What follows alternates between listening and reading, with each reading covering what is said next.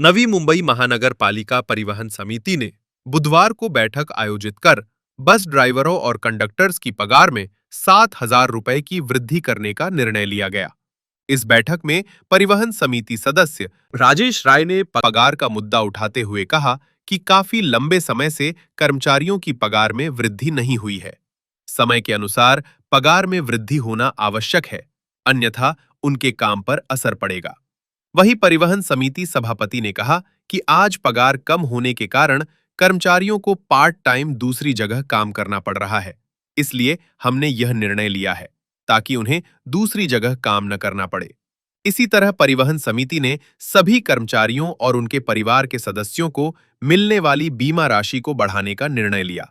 अभी फिलहाल कॉन्ट्रैक्ट पर काम करने वाले कर्मचारियों को 3 लाख रुपए तक स्वास्थ्य बीमा मिलता है, जिसकी राशि बढ़ाकर अब 5 लाख कर दी गई है।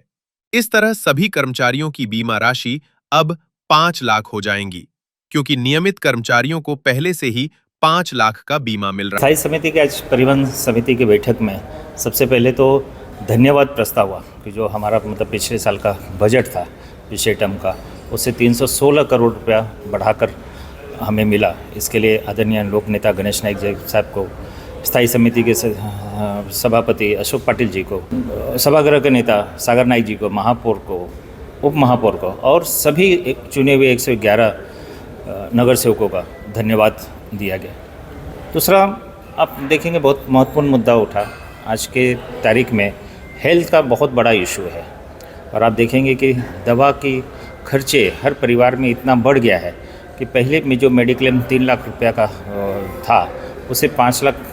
करने का एक प्रस्ताव रखा गया और जो मुझे पूरी उम्मीद है कि ये प्रस्ताव कि महासभा में पास होगा। देखिए, परिवहन में सबसे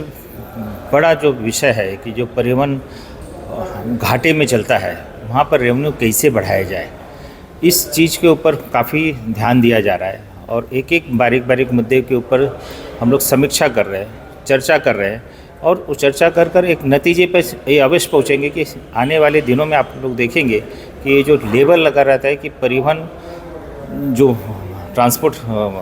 इंडस्ट्रीज है वो हमेशा घाटे में रहता है। इस सोच को हम लोग बदलने की पूरी कोशिश करेंगे। दूसरे साथ आप देखेंगे कि बहुत सारे विषय हैं, जैसे कर्मचारियों की पगार नहीं बढ़ी है, तो आज वो भी विषय कि काफ़ी इससे उठाया गया और हम लोग तो डिमांड किए कि कम से कम 10,000 रुपया सैलरी बढ़े, लेकिन एक आपस में एक जो कि अंडरस्टैंडिंग हुई उस पर ये हुआ कि चलो 10,000 अगर बढ़ाएंगे, पालिका की तरफ से, परिवहन कमेटी की तरफ से ये था कि नहीं 5,000 बढ़ना चाहिए, लेकिन हम लोग को ये लगा कि नहीं 7,000 तो कम से कम मिनिमम होना चाहिए। उस प्रस्ताव पर सभी लोग सहमति जताएं और मुझे उम्मीद है कि जब ये